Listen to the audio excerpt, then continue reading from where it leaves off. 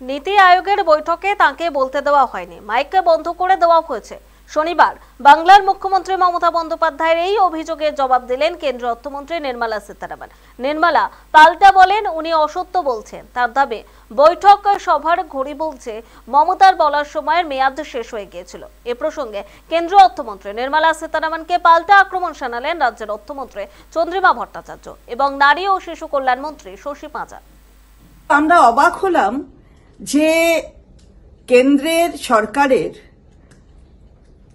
অর্থমন্ত্রী নির্মলা সীতারমন তিনি অসংসদীয় ভাষায় আমাদের মুখ্যমন্ত্রীকে আক্রমণ করলেন। তিনি বললেন আমাদের মুখ্যমন্ত্রী মিথ্যাচার করেছেন। এটা কি সংসদীয় ভাষার মধ্যে পড়ে? আমরা জিজ্ঞাসা করতে চাই।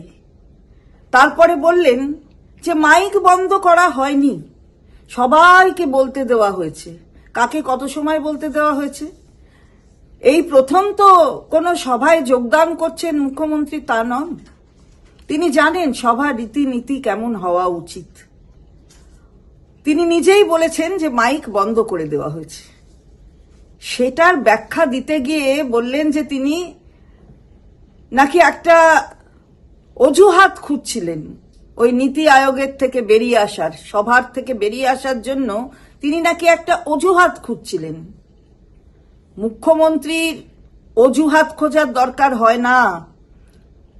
অজু হস্ত অর্থাৎ কেন্দ্রের সরকারের দুটো নবনিযুক্ত হস্ত হয়েছে, তারপরে কিছু যদি অজুহস্ত খুঁজতে হয় তাহলে কেন্দ্রের সরকারকেই খুঁজতে হয় এবং তাই সেইভাবেই আক্রমণ করেছেন, সেই কারণেই আক্রমণ করছেন আমাদের মাননীয় মুখ্যমন্ত্রীকে।